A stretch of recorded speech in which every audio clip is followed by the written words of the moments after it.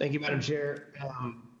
Mr. Ulmer, first, I'd like to give you the opportunity to respond to what Mrs. Tlaib just said as it regards to the safety of the aircraft. Congressman, as we've mentioned, the parts are not of concern. It is the electronic file associated with the part.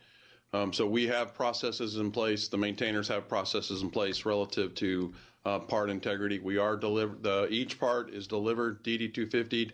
It goes through a formal inspection process relative to that. The aircraft also has diagnostic systems on board relative to the health of the platform itself once parts are installed. So there's several layers of protection relative to part integrity. Can Lockheed Martin Aero solve the EELS functionality and data issues on its own, or is that a broader issue? It needs to be done as an enterprise, and I think we collectively have engaged that issue relative to we need to listen to the warfighter, how they operate, sustain, and maintain the aircraft. We need to incorporate that information, that learned information relative to the implementation within ALICE and as we go forward into Odin systems. So those requirements need to be defined by the user, and then the industry and government needs to understand that requirement, and then we can work to solve that problem. We will be able to do that. The F-35 program has been referred to as a concurrent development program. How does concurrent development affect the sustainment portion of the program? So as the product's been developed, we have also begun production. So in the early phases of the program, development was ongoing while we still produced the aircraft. Just 2 years ago, we received what's called full warfighter capability with a 3F capability. So as that capability was released, the fleet has grown approximately 300 aircraft in the last 3 years. So there's been a lot of planning of how we plan to sustain the aircraft, and now there is a lot of learning as we actually implement and sustain the airplane in the fleet. We then take and apply that learning relative to the experience that has occurred and update the system accordingly. And we've seen significant improvement. I made comments in my in my opening remarks. The sustainment from a mission capable rate in the last 2 years has increased from the low 50s to the mid 70 percentile from a mission capable release.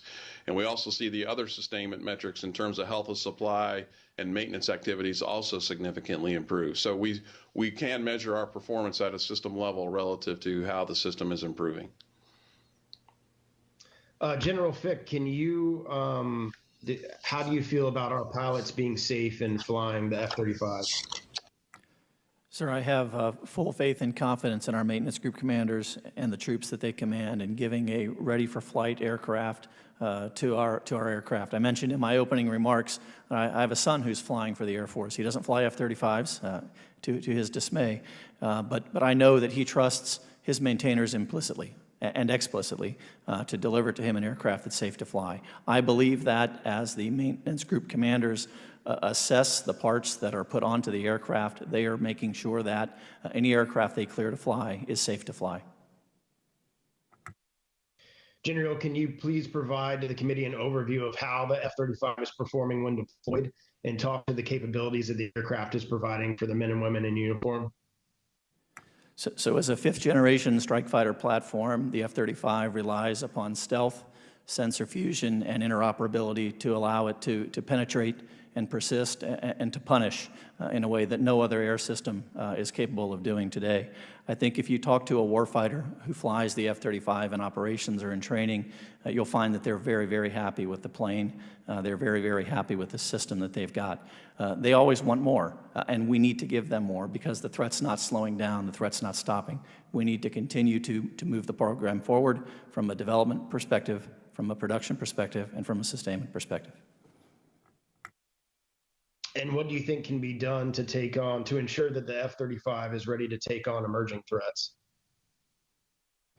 So, sir, we are deliberately moving the program into a new paradigm for development that you may have heard of, referred to as continuous capability development and delivery, working to transition a legacy departmental or a legacy industry style of development and delivery in huge tranches into a more incremental and agile focused development paradigm where we bring capabilities to the warfighters faster. That's going to be important as we work our way forward and the threat continues to change. Our ability to be agile, or to not overuse that word, to be nimble in the things that we can do with and on the platform will be critical. My time has expired. Thank you, General, for your service to our country.